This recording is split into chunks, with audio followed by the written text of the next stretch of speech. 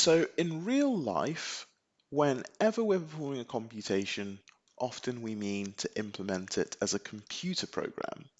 And when we implement things as computer programs, we can't quite just rest on what we've thought about theoretically and just use it as is. We always have to think about what's going on in the actual hardware itself.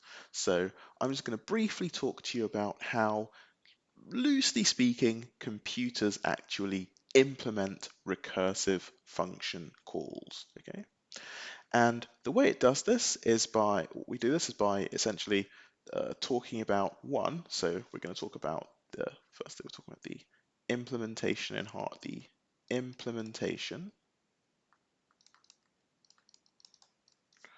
of recursion,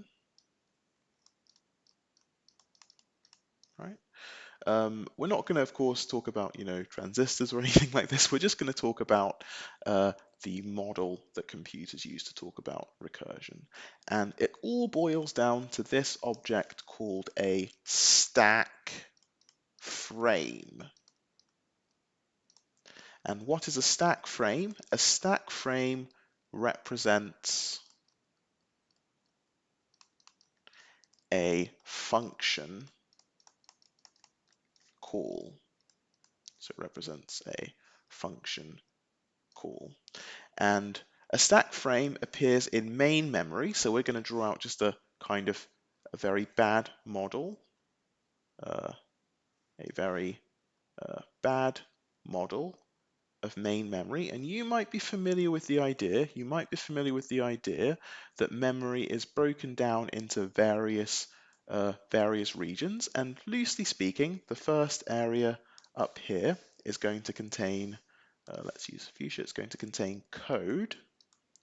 So code. So what this means is when you write your program and it gets compiled, what happens is the code gets loaded into memory. Even if it's interpreted, what happens is the source code gets kind of compiled down into this intermediary language. I think Java calls it bytecode, but it's some kind of intermediary language that's very fast to translate into direct machine instructions, into direct assembly. And that assembly is then turned into machine code, which is executed on the processor itself. Next, we have a region called, this is just the static. This is static data. And it's kind of exactly what you think. So static data is one of two things. One, in C, it's going to be static local variables, and this is an idiosyncrasy of the C language. And you might just be aware that essentially when you call a function in C, there's a keyword you can put in front of a variable. It's the keyword is static, and that just lets the compiler know that when the function returns, you should maintain the value of that variable. And then every time you then call the function again, what's going to happen is, just like magic, it's going to know the value of that variable. So it's very, very useful for any computation in which you need to accumulate something, or you need to remember the state at the end of the calculation so that the next instance of the calculation is somewhat different. So maybe you've reached the end of something and you kind of want to be able to say, well, that's enough, stop, don't do it again. Or maybe you've computed something and it took a lot of time and you want to say, well, that's enough, don't try to calculate it again, it was very expensive, just take the value I've stored in the static variable. But also, well, more importantly really, are global variables. So there's an area in memory where global variables are stored, and again, this is a C idiosyncrasy. Other languages might have other ways of doing this, but C maintains this area of memory for static variables and global variables. Okay, so data that's public to every function that gets called thereafter. And at the bottom, we're going to ignore this little bit in the middle here, but at the bottom we have the heap. we have the heap, and I'm going to maybe give this a blue. This is the heap. But here we have what's called the stack. So we have the heap and the stack. And the heap, you might be familiar with the idea that the heap can grow to any size you want within the constraints of memory, within the constraints of memory. In your machine, so essentially how much RAM you have, or maybe then after you've used too much RAM, some of that data might get paged out to disk. So you know the size of your paging file, which is then limited by, in some sense, the size of your hard disk. Of course, all I'm really saying is there's an upper bound to how big you can grow the heap, but the heap contains dynamically allocated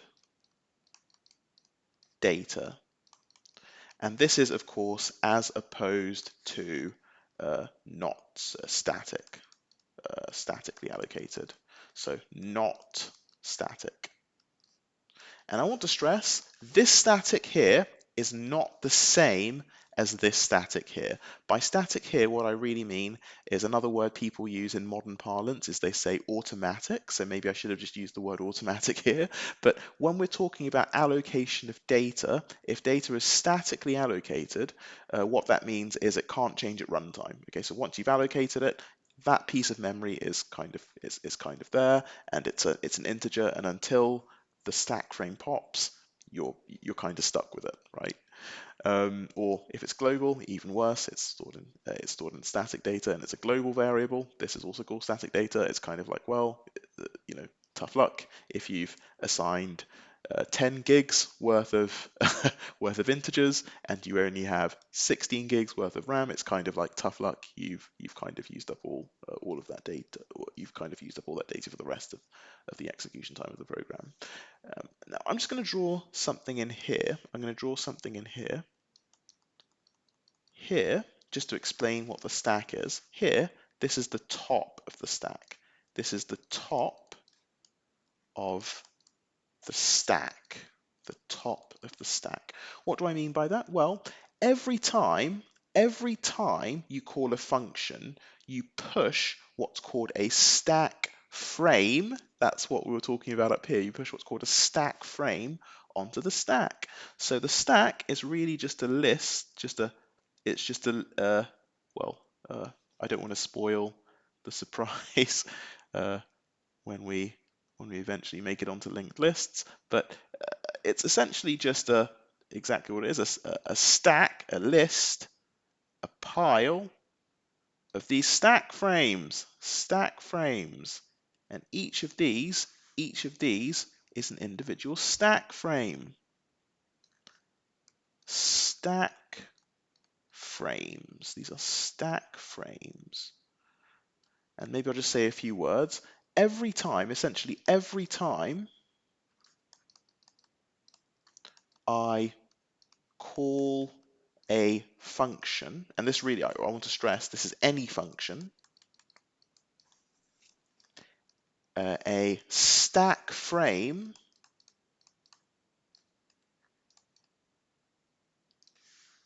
is pushed onto the stack. It's pushed onto the stack. And well, let's draw a stack frame. Let's draw what a stack frame actually looks like. So what does a stack frame look like? Well, a stack frame, we'll notice at the top and the bottom, these are two special pieces of area. Right at the top, you have input parameters. So this is the inputs to the function. And at the bottom, you have output parameters. And I really want to stress, I want to absolutely be clear, I do not mean the return value of the function. I mean output parameters. What do I mean by that?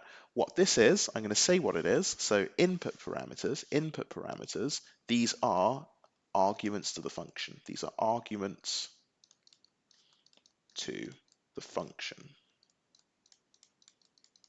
And output parameters, the output parameters are what gets passed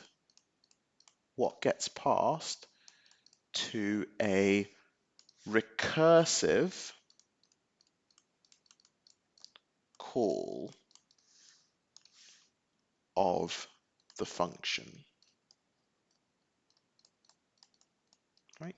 And I hope you can see why that's useful, because really I can pop another, if I want to call the function again, remember when I call a function, a stack frame gets pushed onto the stack. So really I can just add another stack frame here, and this stack frame will have its own output parameters here, but the output parameters here are in just the right place to be the input parameters for this new stack frame, to be the input parameters of, if I leave that there, they're going to be the input parameters of the new stack frame. So these are the input parameters of the new stack frame spawned by the recursive function call. And I hope you can see what's really so nice about this. Essentially, everything is really nice and prepared so that all I have to do is build part of the stack. So I don't have to put these back to back. I save some memory in some sense because I do need to actually have somewhere to put the output parameters in this stack frame while I'm doing my calculations. But at the same time, there's no waste because there's no kind of overlap. But moreover, it's just all this here, this is nicely stored using the stack discipline, and I can just push another stack frame on, and that new stack frame will inherit the output parameters of the previous call and as its own input parameters. Okay, so the output parameters of one call are the input parameters of a recursive call. So what else is in a stack frame? Well, in a stack frame, again, I stress the output parameters are distinct from the return value. That is because the return value is typically stored next. So here, this is the return value.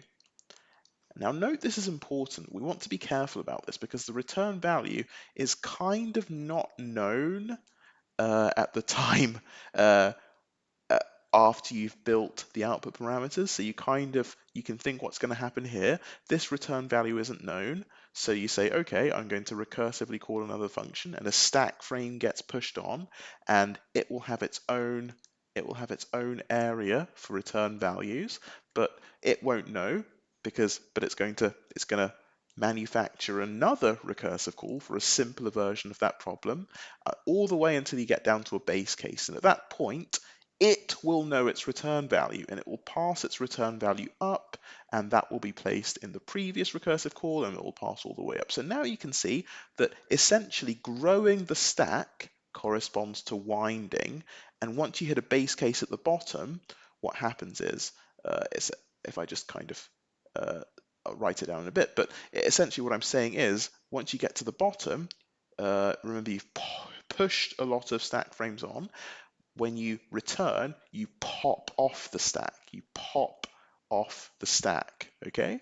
And once you've done that, you kind of keep going, you keep going down until you get back here, and then a return value gets passed here. That gets used to compute the return value of this function, and this becomes the return value of the base function call.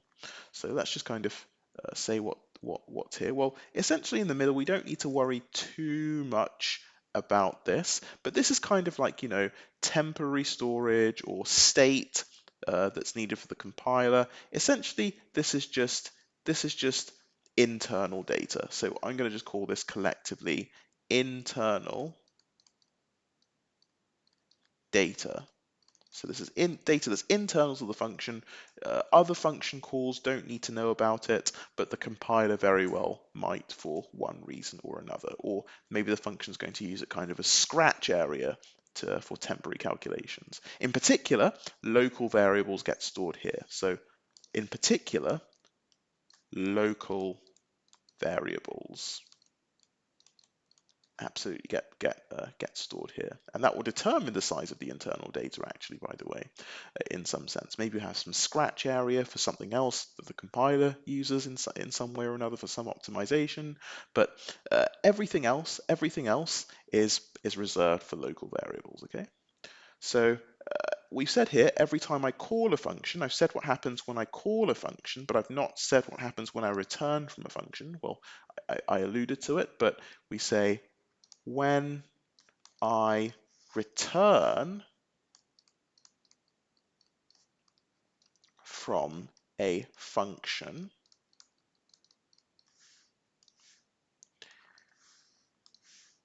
its stack frame is popped. It's popped from the stack.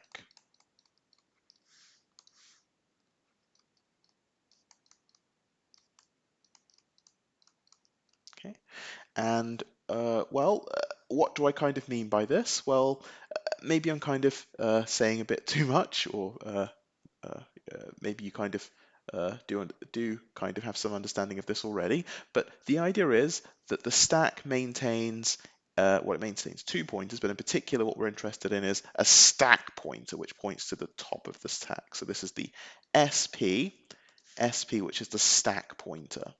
And really, you might be thinking that every time you every time you return from a function, the pop involves somehow sanitizing this memory, maybe flipping all of the bits to a 0 so that it's all pristine for the next function call. But actually, that's a waste of time. It's a complete waste of time because we can just move the stack pointer one stack frame down and then say, okay, well, I don't really care.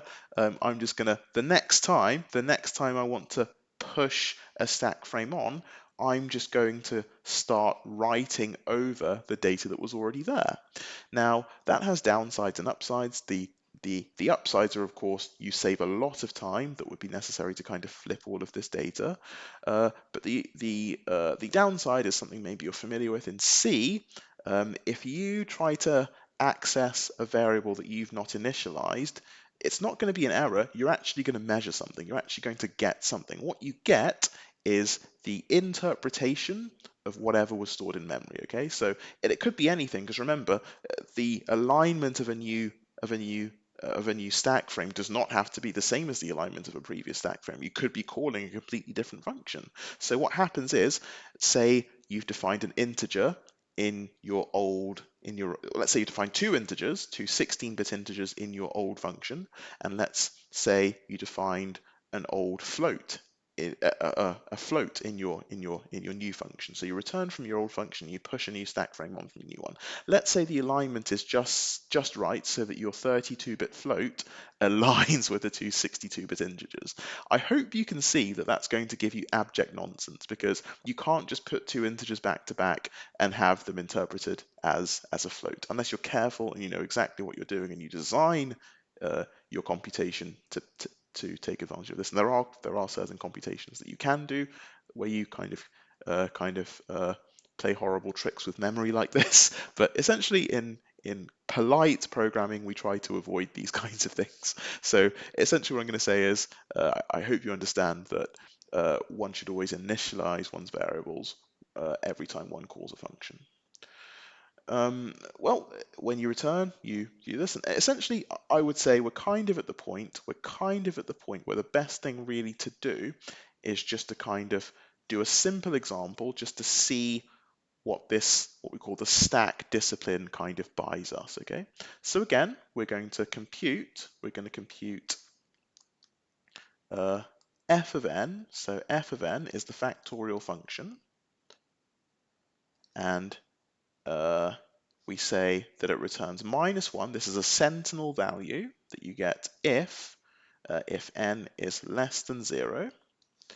And what you're going to get is 1, which is the base case. You get 1 if n is equal to 0, or if n is equal to 1. And of course, you get this recursive result, f times f of n minus 1, and you get this if n is of course greater than 1. So it could be 2, 3, 4, 5, 6, and so on. but you always perform this recursive calculation if you get that. And well, what's that going to look like? Well, what's going to happen? We're going to draw it a bit differently from how we did it before. We're going to start here with the first map of our memory. Okay, so what we're trying to do, of course, please understand, we're trying to compute f of 4. So that's going to be equal to question mark, question mark, question mark. Well, we're going to draw a stack frame. So let's say we've written a function in C, we're going to call it, and we've spawned a stack frame for our function. We spawned a stack frame for our function call. We've got a lot of space here, so just checking we had enough space. Well, what goes here are our inputs. So what are our inputs to our stack frame going to be? Well, our input is n equals 4. That's the only thing that goes into our function. And I hope you understand that for our next function call, our output is going to be slightly different. It's going to be n minus 1. So we're going to have n is equal to 3. And we're going to leave space here. We're going to leave space here for our return value, but we don't know it. So I'm just going to plonk a little question mark here because we can't know a return value, because what we've done is we've simplified the computation. So this is our first step. This is the first step of our computation. Now what we're going to do is we're going to copy this stack frame and we're going to build on it. We're going to build on it by making a recursive function call. And what that's going to look like in memory is we're going to just plonk another stack frame. We're going to plonk another stack frame here. And look how simple that was, because look, the outgoing data from our previous stack frame became the incoming data for our new stack frame. So, and here again, we're going to say this is where our return value goes, and maybe I should kind of, just blank this out because we understand that this is memory that's private to our function. We don't really want to kind of peek. The function is really the only one who needs to know about this. But again, remember what we do is we call f of n minus 1. So into the next recursive call, we're going to want to pass 3 minus 1, which is 2. Okay. And again, we did this because we don't know what 3 factorial is, okay? And this is the second step of our computation. We can keep going. So we say, okay, well, what do we do next? Well, we didn't know 4 factorial and we don't know 3 factorial. Let's have a go seeing if we can get 2 factorial. And again, we draw some space for our return value. We do some space for our outgoing, and we just kind of we're polite programmers, so we agree not to peek. Into our function's private data. And then we say, okay, look, what we're going to do now? Well, we don't know 2 factorial, so we're going to ask for a recursive call of 1 factorial, okay? And of course, we did this because we don't know what 2 factorial is. We don't know what this function should return. Very good. So now this is the third step. This is the third step of our computation. And, well, we've kind of hit gold here. We've kind of hit gold because we're on 1. And so let's just draw in a new stack frame. So a new stack frame for the computation of 1 factorial. We'll leave some space for the return value, and we leave some space if we need it. Spoiler alert, we won't, for the outgoing data. But here we know 1 factorial. We absolutely do know 1 factorial because look here, the definition says that 0 factorial or 1 factorial is equal to 1. So here we can just put a nice little 1. Okay. And now I think you see what's happening, because here, this is our winding phase. This was our winding phase. And remember, winding here corresponds to pushing onto the stack. So pushing onto the stack. And now, so this is the 4th step of our computation. Well, now we're going to unwind. So let's just copy this. And what we want to do is we kind of want to say, well, we want to pop, we want to return, and all it is we just move the stack pointer, so we just remove the last stack frame, we remove the body of the last stack frame. And then we kind of say, okay, we have some way of passing this, back up the chain, here. So we have some way of passing this back up the chain here. And what we do here is we're going to rub this out because we think we have a way of knowing what this is now. And we just calculate it. Because remember what we do now, is we say n times f of n minus 1. So 2 factorial is 2 times 1 factorial. But we know 1 factorial, it's 1. So what we're going to have here is 2 times 1, which is of course equal to 2. So 2 is what goes here. And I just want to circle this so we understand that that's where we got our 2 from. Our 2 was 2 times 1. Very good. So let's keep going. So keep unwinding the stack.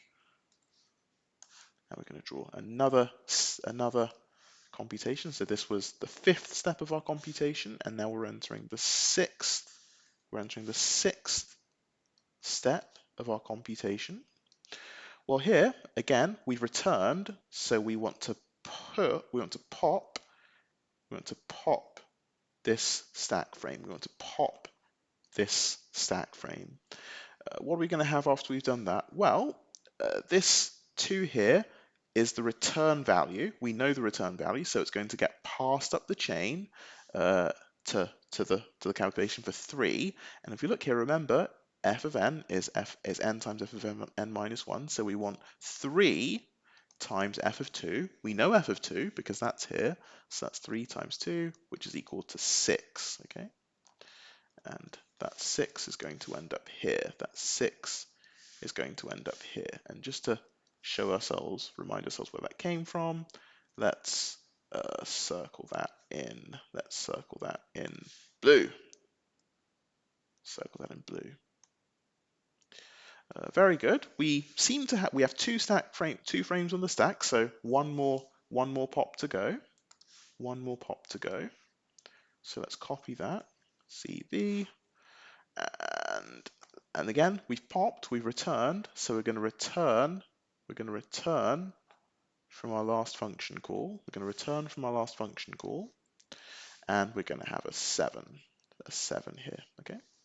And again, maybe I should kind of draw this in, but I hope you understand what's happened here is we've used this 2 to compute the 6, and now we're going to use our 6 to compute the return value for our base stack frame.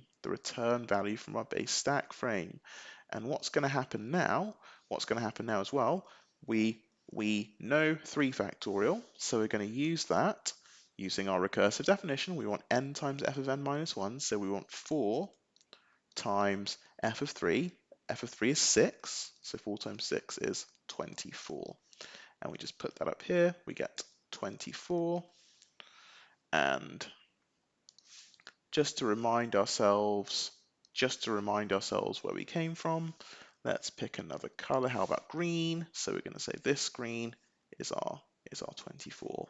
Is our 24 here. And believe it or not, we're done because this is the return value of our stack frame. Essentially what's happened is the function, listen, we don't care how it did it, but the function has 24 written in the space for its return value. Therefore, when this gets popped off the stack, it's going to pass 24 back into the calling environment. So what we've learnt here is we found that f of 4 is equal to 24, and this is what we get after unwinding. Which is exactly what we got before using our simpler kind of calculation that didn't consider what was happening in hardware. So, of course, I think you understand that this here is the unwinding phase. And unwinding, well, if winding is pushing onto the stack, unwinding involves popping from the stack. You might wonder why I'm using the words pop and push. These are just words that computer scientists use to describe these operations which are defined for the abstract data type a stack. So they're not just whimsical, or well, maybe they are whimsical and silly, but I'm not being whimsical and silly. Those are the actual words we use to describe those processes. So pushing and popping are the two operations we perform on a stack. Okay, very good.